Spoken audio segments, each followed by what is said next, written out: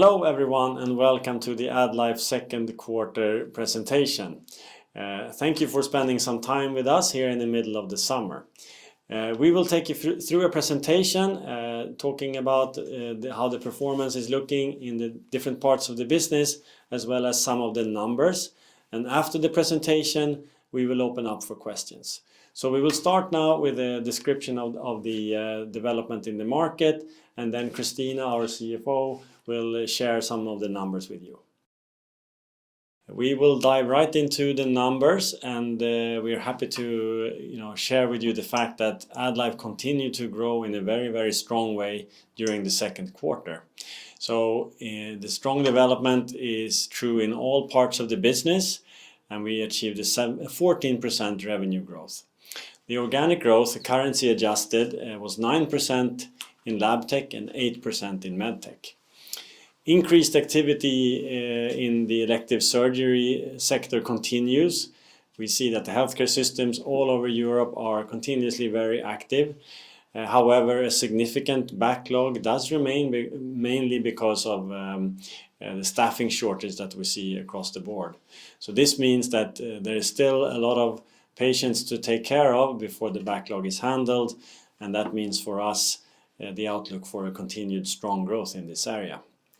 On the commercial activity side, that has certainly picked up. Our salespeople are again out visiting customers, doing demos, and also participating in a lot of commercial activities such as in trade conferences and so on. So that's a good sign, but of course also adds a little bit to the cost. We are very happy to see that we have been adding a lot of new supply agreements, a lot of new products being added to the portfolio with great potential for the future. We are seeing an increased EBITDA. We are defending the margins in spite of the price increases we have seen previously from suppliers. That situation is improving. We're seeing fewer price increases from suppliers in the recent months, and we have been able to pass on most of these price increases to our customers, even though not in all cases, because indeed a large part of our business is long-term contracts, in which in some cases we cannot always change the prices on a short notice. All in all, AddLife is quite well positioned for the current market position as we see it, and as evidenced by the strong growth, and also for the future market development as we expect it to evolve.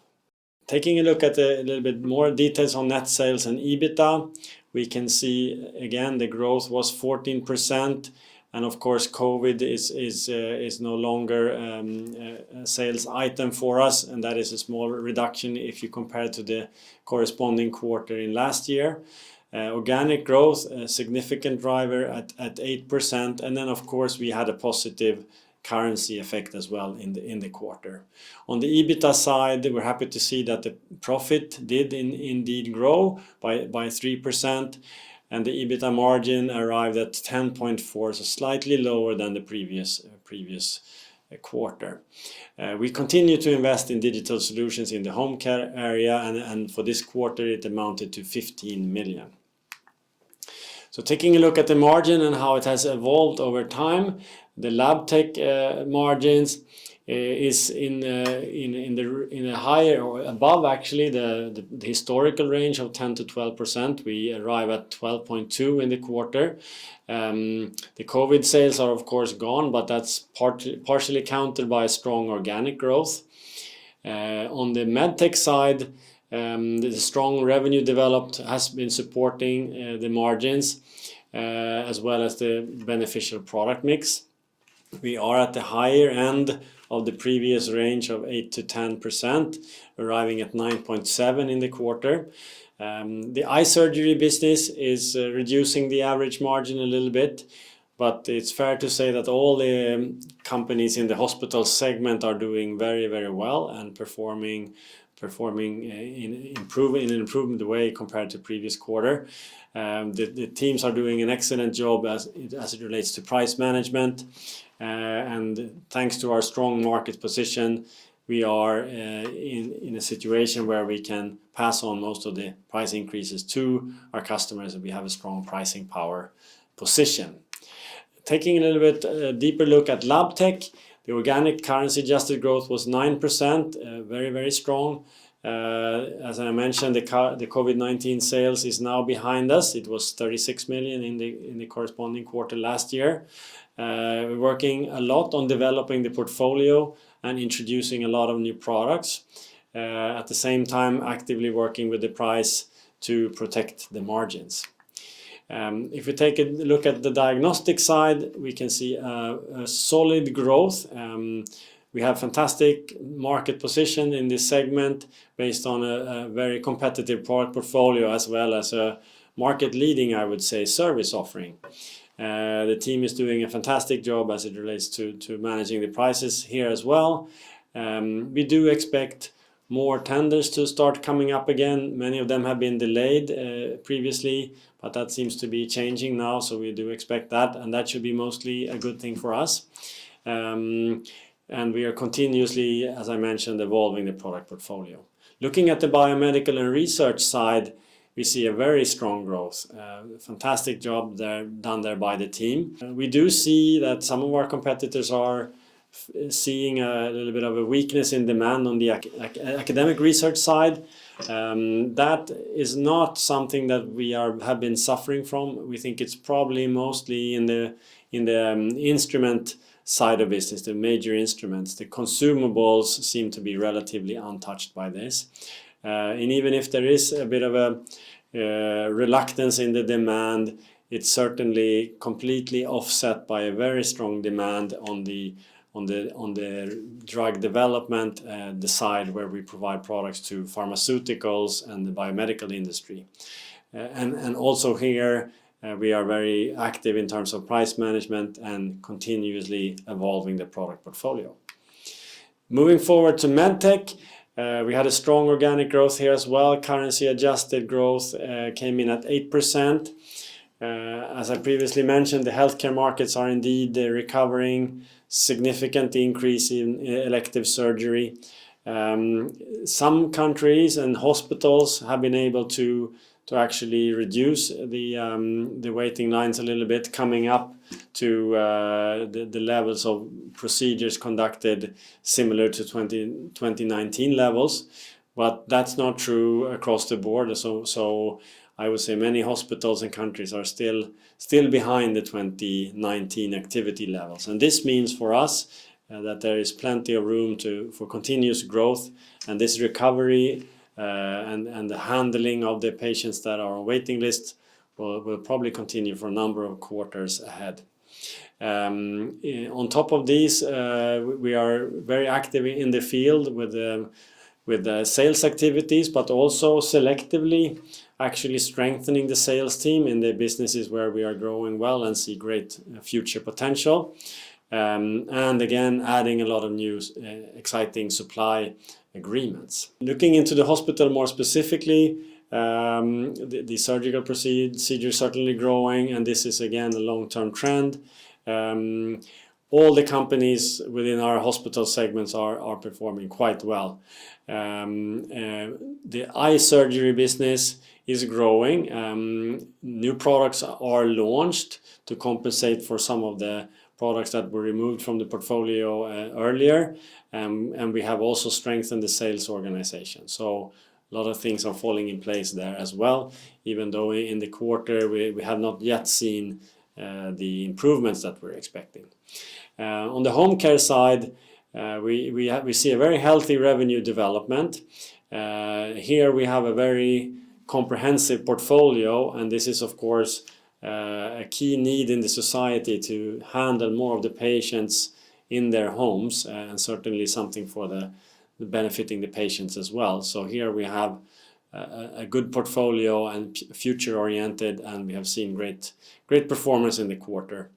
We continue to invest in digital solutions in this area at the volume of 15 million in this quarter.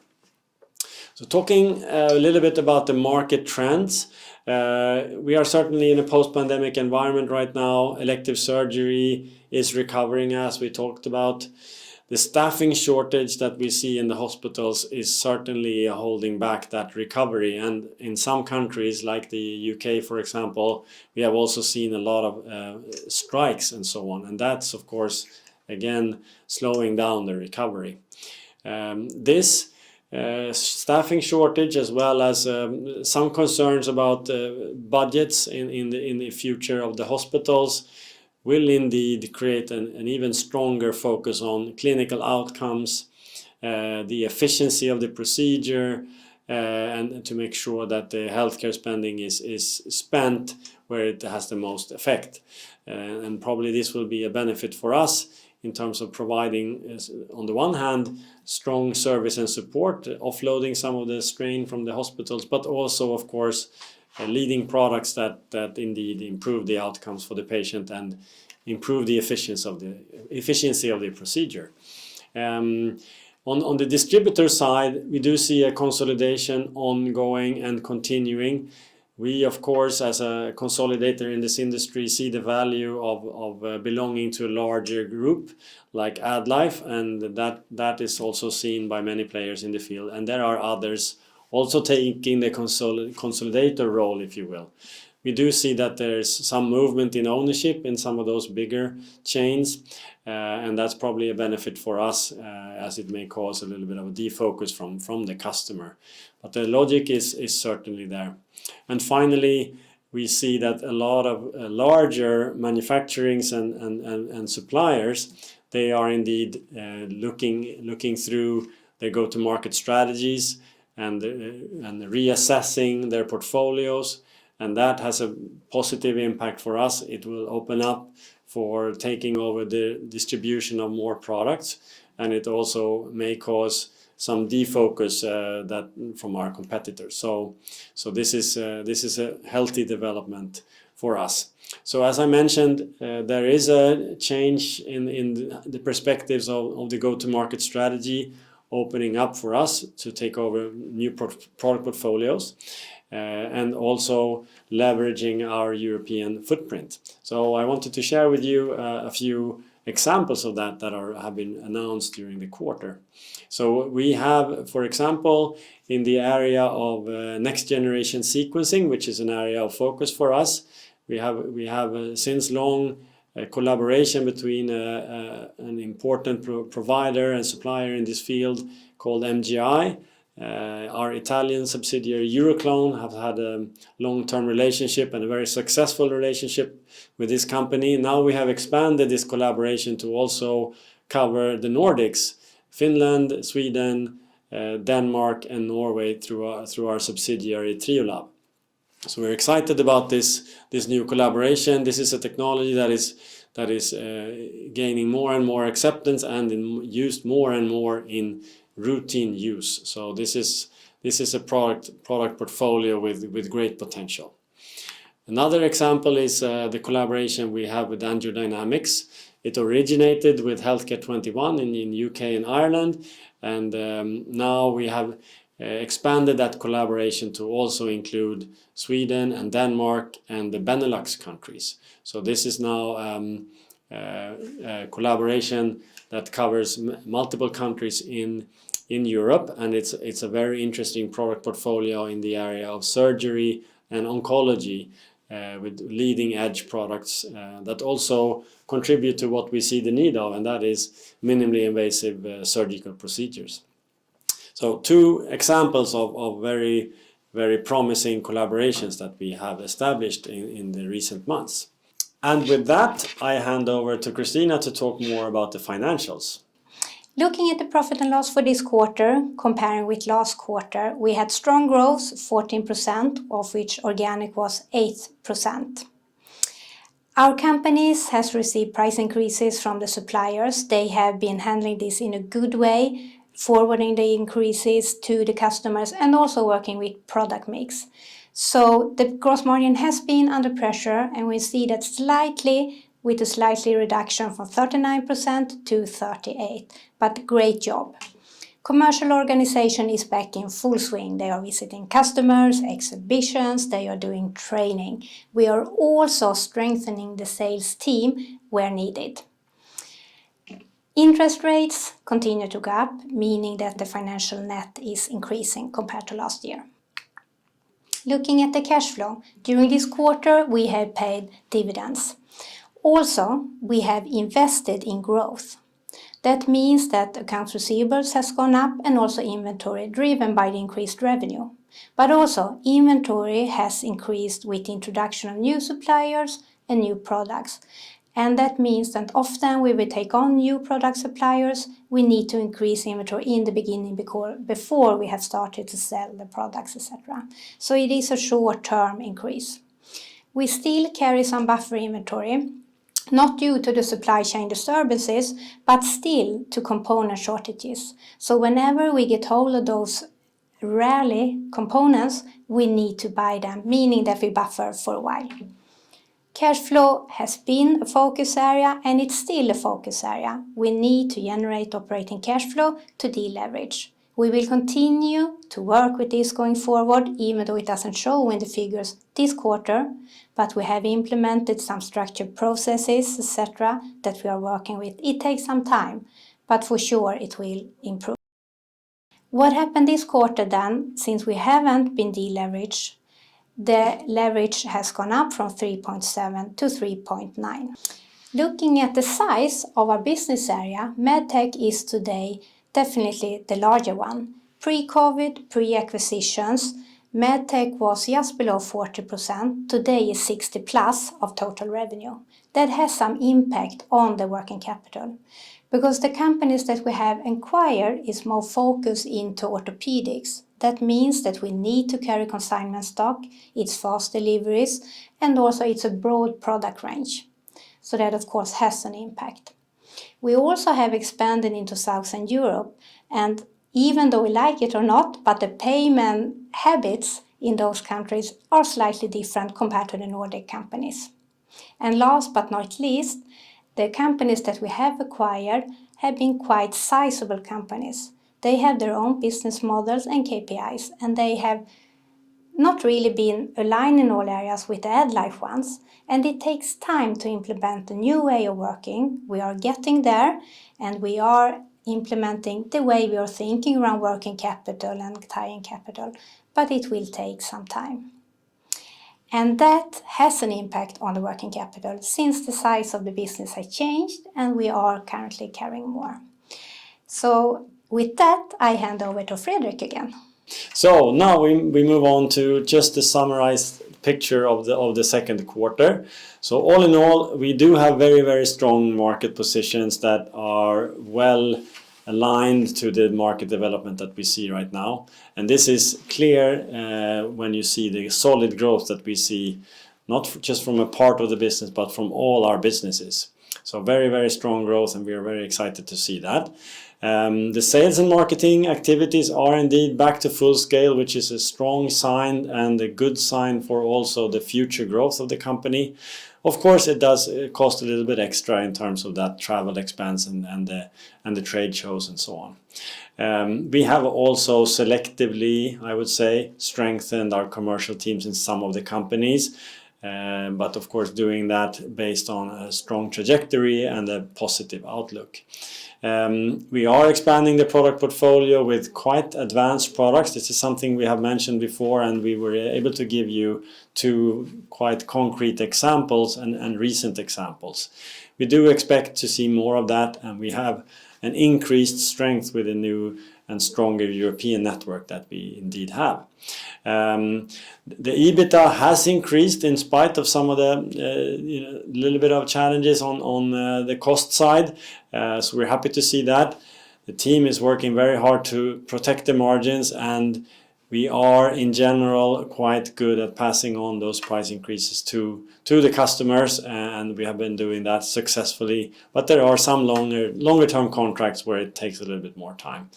On the other hand, we are also for sure seeing much fewer price increases coming through from our suppliers, so that's a good thing for us. The margins are strong compared to what they were pre-COVID, so that's also an improvement. We are tying a little bit more working capital in the quarter. again related to the strong growth, and that of course increases the accounts receivable. And of course, as also was mentioned by Christina, the portfolio has changed a bit. Orthopedics is nowadays a more important part of our business, and there the inventory levels are higher. And then of course, when we take on a new product line with a new supplier, that often means that we take on some inventory to be able to immediately start selling the new product lines. So it is a short-term effect that increases the inventory, but that of course should improve over time. So our priorities that we have previously mentioned, they remain valid, and that is of course to protect and improve the profit, to drive organic growth as a sign of the value to the companies of belonging to AddLife, and I think we have proven that certainly in this quarter. The cash flow can improve, and it will improve as we work diligently on the working capital initiatives that have been mentioned. Acquisitions are also a key part of our strategic agenda, and we run an interesting pipeline of potential targets for that. And with that, we are wrapping up the second quarter presentation. Thanks for listening into this in the midst of the summer again, and now we open up for questions.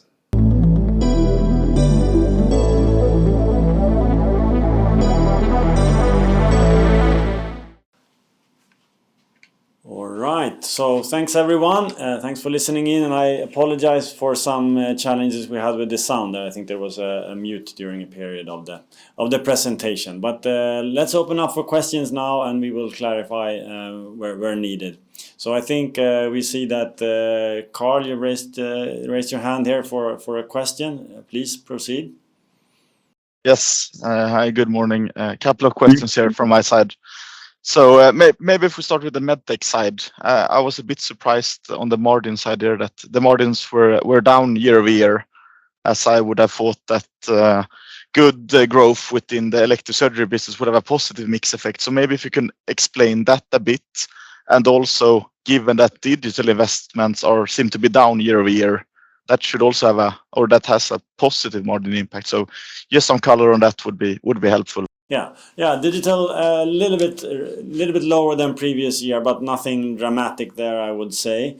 And I agree with you. It's fair to expect that the margins in medtech should evolve over time. In this quarter, we have had a little bit of a weakness, and a key driver of that has actually been in the eye surgery business that did not evolve as we had expected. So that has indeed pulled down the margin a little bit. But apart from that, the overall performance in the companies are strong. We also, for the Nordic-based companies, there is a little bit of a challenge where they are facing, purchasing prices in euros and dollars and selling in Swedish krona and Norwegian krona. That has also been a bit of a negative for that business. But all in all, doing really, really well. We see the little bit of isolated but relatively small detriments based on the eye surgery and that currency exposure for the Scandinavian companies. Okay, so it's fair to assume that AddVision had a lower margin year over year then? Yes, unfortunately, we had expected that it would gradually or cautiously improve. It didn't really go that direction. Operationally, we see some good steps being taken. We have replaced the products that we lost previously due to supply problems from some of our suppliers, and we have replaced pretty much all of those. And we have strengthened the sales team. We have done a very effective training of the sales team. So things are falling in place in many ways, but it hasn't yet shown in the numbers. Okay, and then should it then be better in Q3, I guess, or how should we see it? Because I think AddVision really deteriorated the margin in H2 last year. So can you give any sort of guidance on how to think regarding the medtech margins in Q3 and the second half? Yeah, I think we on the long term, we're certainly optimistic about the eye surgery business. It's one of those that has many positive trends supporting it. It has been a bit of a disappointment in terms of performance. That's clear. It's taking a little bit longer to turn the trend. but we will turn the trend. And I'm not going to promise a dramatic improvement in Q3, but it will improve for sure. And once we improve, I would say it will be a nice effect on the whole medtech business, because the rest of the business is performing quite well. Yeah, sounds good. And just one more on the medtech segment, on the digital investments in the digital solutions for home care. I think we discussed it before, but how do you view this business? Because I guess it leaks quite a lot of cash and negative earnings right now. Do you see it as, and I don't know, can you give any comments on how sales is developing and how to think about it? Because it seemed like it's taking a bit of a longer time maybe to commercialize than expected. So how do you view this in the coming years? Yeah, well, great question, Carl. I think that that is a pretty broad business, not too big, but it has a nice range of products that we are able to provide, and it's all around the home care area, hardware and more advanced digital solutions. The vast majority of that business is really fairly well-established products and with a well-established payment methods and whatnot. So, and we're actually happy to see in the quarter it is improving in all areas. We have had a good trajectory, I would say, on the revenue side. We are also seeing good profitability improvements in that group of business. So that's great in many ways. Of course, we always review the investments and look at how the digital market is developing, and it's fair to say that it's developing quite strongly in some sub-segments, a little bit slower in others. So that's something we're constantly reviewing for sure. But the overall home care business is in a good trajectory. The digital part of it, we need to continue to monitor the market. But the most important business of it is actually developing well. Okay, and then just a couple of questions on the balance sheet as well, because I think that is a lot focused today here. So I'm just wondering a bit, because the net debt increased quite a lot sequentially. And the net debt to EBITDA, I guess, if adjusting for the reversal of additional purchase price considerations, is at 4.4 times. So, I mean, it looks to me that cash flow really needs to come through here. And well, because I think it's a little bit of a mix to understand how we should think about it. Because in some way you say that cash flow it's temporarily weak, but then on the presentation you say that it's, medtech is a larger part. We should expect working capital to be a higher percentage of net sales, I guess, over time. So how can we think about this, and should we expect cash flow from working capital to contribute already in H2, or is it maybe a more long-term work with the working capital that is needed to be done? I think quick answer, we should see improvements in the second half of this year. That's the quick answer. I think what we're trying to explain here is the fact that the business structure has indeed changed, and that explains why working capital has increased over time. When we look at the future, we expect it to improve. That structural change has already happened, right? And now we see improvement potential going forward. And there are really three ways in which we are addressing this. One is what has been traditionally the AddLife model of a number of KPIs, quite focused on efficient capital management, and those are certainly in place and are starting to take hold. On top of that, we have initiated a number of activities that are more specific and targeted to the larger companies in the group, where we support a very thorough review of all aspects of working capital and cash flow generation, supported by the finance team. So that's an activity that's been ongoing for a number of months.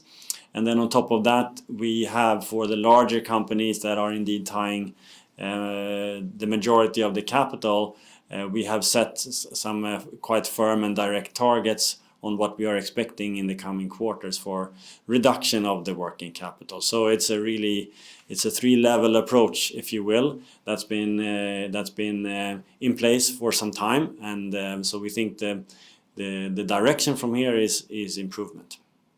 Yeah, and just a question for maybe Christine on the debt. How much is in euros versus in Swedish krona?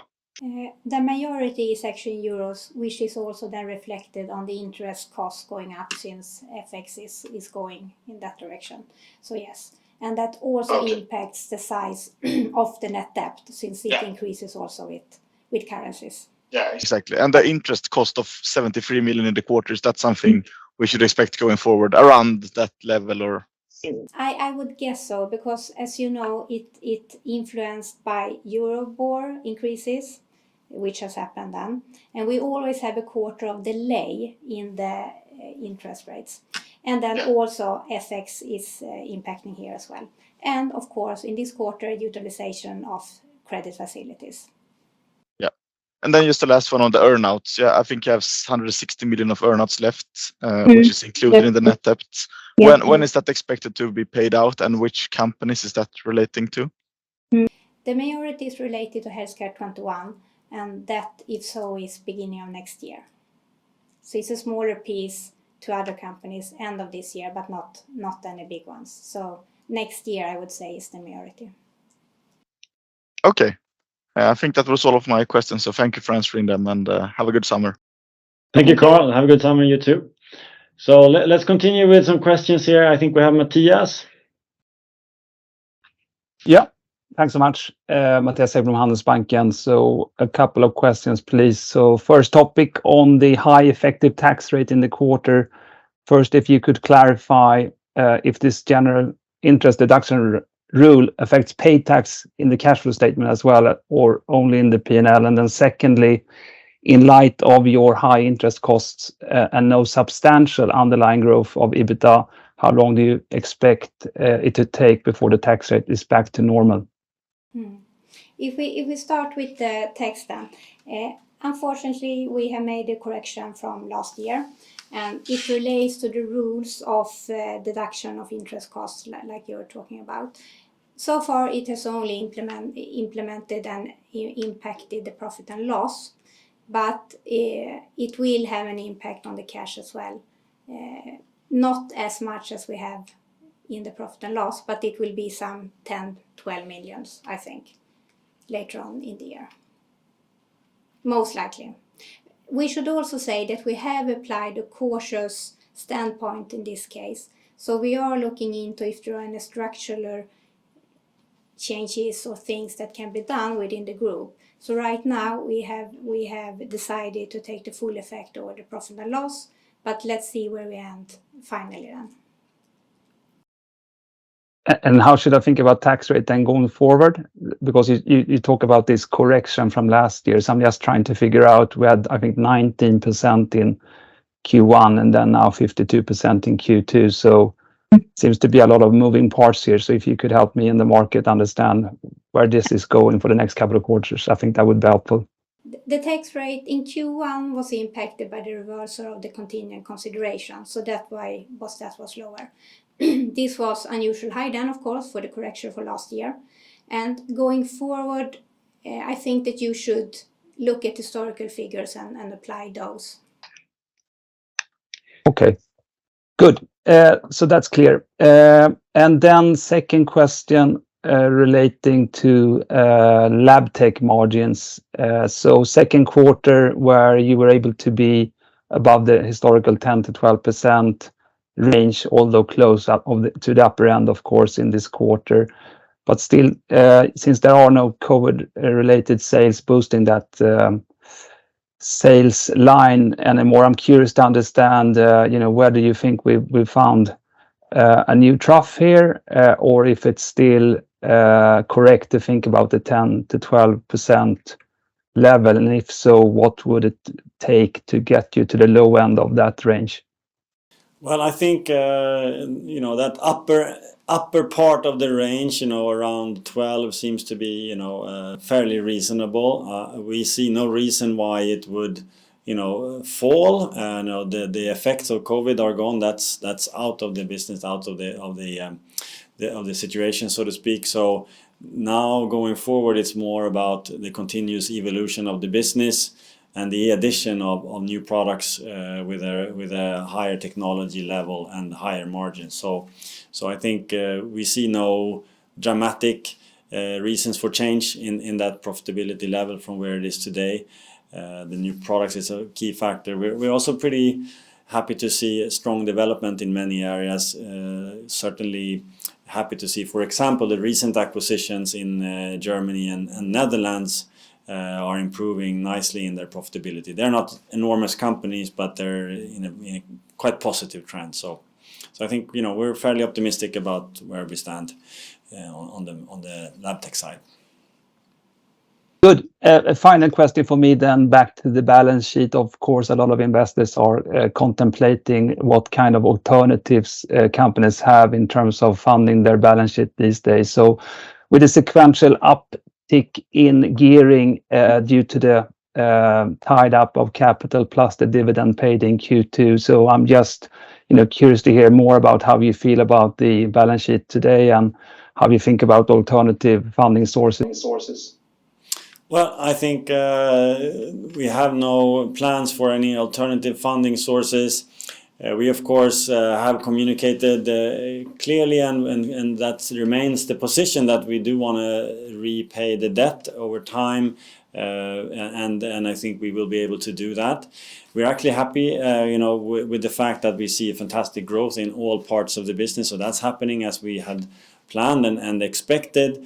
Now the work is for us to tweak some of the internal operational aspects, which is certainly within our power, and then cash flows should improve. So we don't see this quarter as changing any of those priorities or the direction. Rather, we're increasingly confident in the strength of the business and the stability of the business, in this business cycle as well, where some other sectors might be worried about demand. We certainly do not have that problem. It's a very high stability of our business and the demand going forward as well. Perfect. That's all for me. Thanks so much for taking my questions. Thank you, Matthias. Good questions. Yeah. So we have some more questions, right? Please feel free. Oh, so Gustav, please move on with the question if you have. Yes, good morning, it's Gustav here. Just a lot of questions have already been answered, but just shortly, I understand there's a lot of moving parts here in the medtech margin, but you comment on Spain being sort of reaching 2019 levels already. Is there a risk that MBA is not performing as well as when you acquired it, or? Not at all. MBA is performing really, really well. A fantastic quarter delivered by the team. Very strong growth, a good profitability improvement. So they're doing very well. So as I mentioned as well, the companies are doing quite well, performing nicely, with the exception of in the eye surgery business that we've talked about, that is pulling down the averages in a not insignificant way. But then again, we are on top of that situation, and actions are being put in place. Product portfolio is restored, I would say. Sales teams fully up and running. So all good in that sense. When we talk about the elective surgeries, so it's clear that some countries have been doing quite well in recovering the activity in surgery, and Spain seems to be doing surgical procedures almost at the level that they were in 2019. That means that the waiting lines are no longer increasing; they are being addressed to some extent, but there is still a lot of surgical procedures to be conducted. And for a Spanish situation, then it means that probably many of the surgical procedures that have now been conducted were of the more standard, a little bit more simple types of surgical procedures that they have been able to relatively quickly handle. Now a lot of what is remaining are more complex ones, which is probably also a good thing for us because it's more advanced products and requiring more support, and with good likelihood also some good margins coming from that. So MBA doing very well. Okay, perfect. But the AddVision, is that sequentially from Q1? Is that down the margin, or? Unfortunately, yes. Okay. And then of the 8% organic growth, can you give us a rough split of the volume there? So I'm not sure. Okay, I see what you mean in terms of price increases. Well, so I think it's fair to say that the price increases are a component of that, but the exact share is hard to say because we have such a broad product portfolio with so many SKUs, more than 9 million in total. So hard to say the exact mix effect there, but the volumes are certainly up as well. And then just sort of on the balance sheet cash flow discussion there, is there a risk that you will sort of prioritize the cash flow instead of the growth going forward, or? Well, it's a delicate balance, right? So I think that we have shown that we are developing the business. We are not taking a short-term approach here. We are developing the business for the long term, and we are responding to customer demands and so on. And we dare to selectively, but still, invest money on the commercial side. Trade shows, commercial activities, selective additions to the commercial team. So I don't think we need to worry about taking a too short-sighted approach here. But on the other hand, with this good trajectory in the demand in all parts of the business, certainly we have plenty of opportunity to tweak the parameters of that impact the cash flow, and we will for sure. Perfect. And then just the last one here, sort of on the covenants. I know you do the adjustment on the interest coverage ratio. Can you just provide us where you are today? 8. So slightly below from last time, but 8 is the number this quarter. All right, perfect. That's all for me. Thank you. Plenty of headroom then, yeah. All right, good. Any more questions? Hello, this is Charles Weston from RBC. Can you hear me? Yes, we can. Great. Thank you for taking my questions. I have 3. The first is just to follow up on Gustav's point actually around pricing to hospitals. Can you perhaps, it doesn't look like you're going to give us a specific number, but can you talk qualitatively about how receptive hospitals are currently to price increases and whether that should be a tailwind to margins as you sort of annualize higher prices and you've already had to take the higher costs from your suppliers?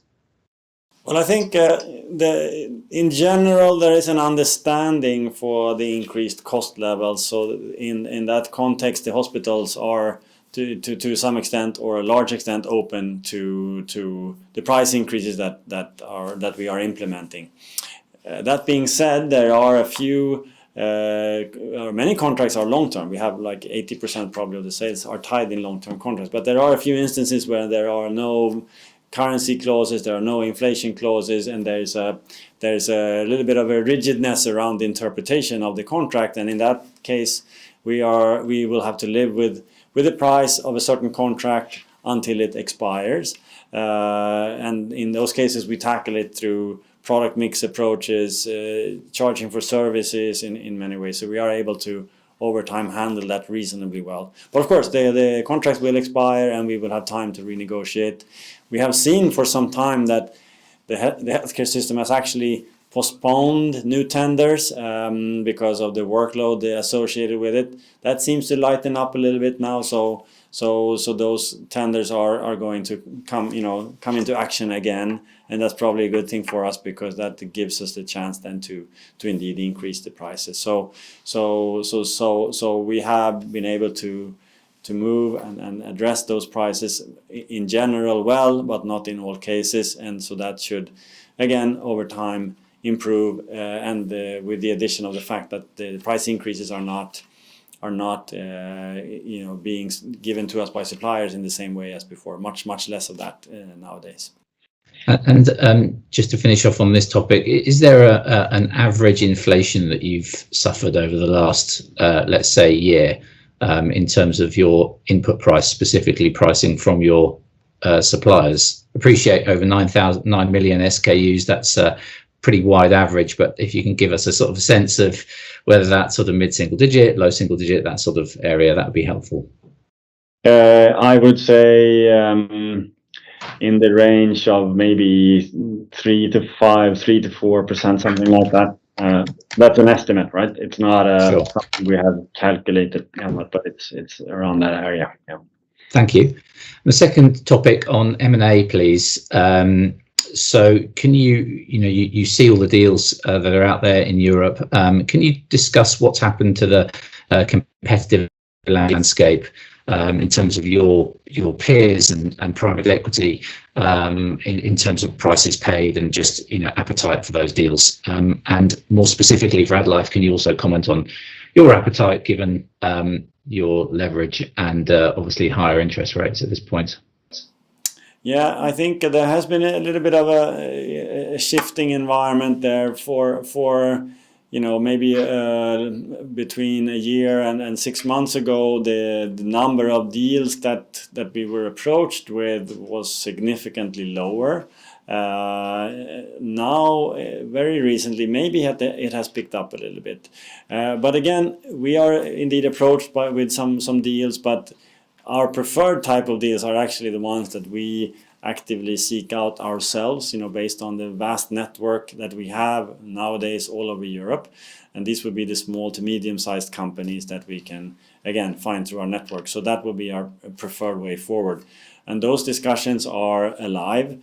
The prices are, of course, coming down. And is, as in any market, there is normally, when a price change environment, there is a discrepancy between the seller expectations and the willingness to pay from the purchaser or the acquirer. So, but that gap is probably, shrinking a little bit. The sellers have to adapt and accept a little bit lower prices. But that's quite okay. We are active in a few of these negotiations, and we have no rush. It's more important for us to do the right acquisitions at the right price. So I think time is on our side in that area, and so that means that sometimes we are competing with other consolidators in the field, if you will, but some cases we are actually not, because we have identified the deal ourselves. So that's how we look at the environment right now. Thank you. That's helpful colour. And just lastly, you touched on it in Spain specifically, but just in terms of the elective backlogs, activity has picked up, but perhaps on an inpatient basis is not materially higher than it was pre-COVID, which it perhaps needs to be to deal with these backlogs.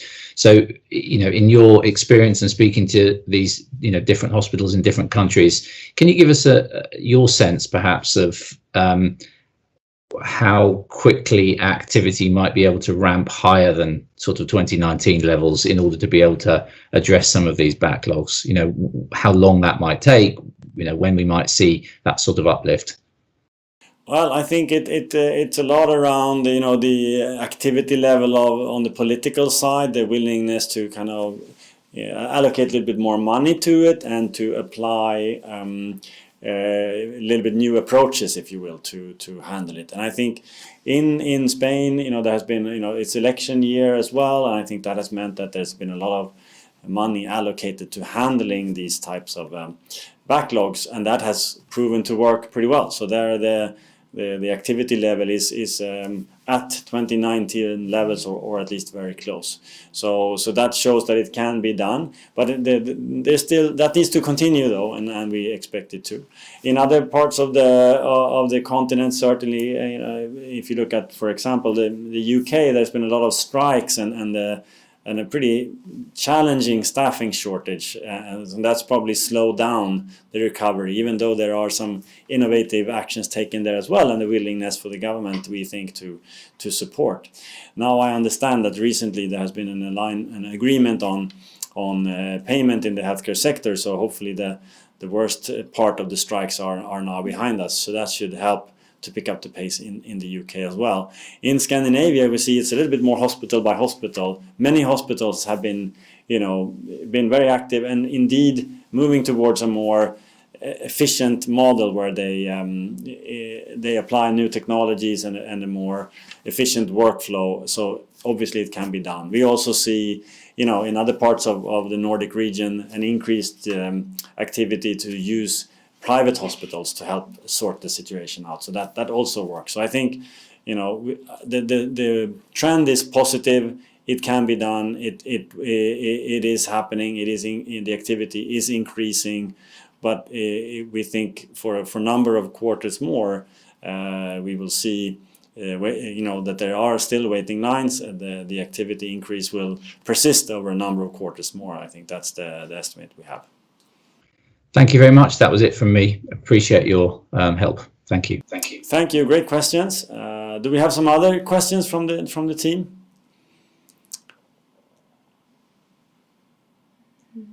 No, it doesn't seem that. Well, Charles, you got your questions answered, I hope. So I think with that, any more questions? All right then. Well, then thanks a lot for spending the time with us here. And to wrap up, we are quite happy with the fact that the business is growing substantially in all parts of the geography as well as all businesses. We have a little bit of work to do on the working capital side for sure, but we have a lot of activities that have been initiated a while ago already, and we certainly have a great track record in this company to improve working capital efficiency, and so all of those approaches are applied and will be evident in the coming quarters. Thank you everyone, and have a great summer. Thank you.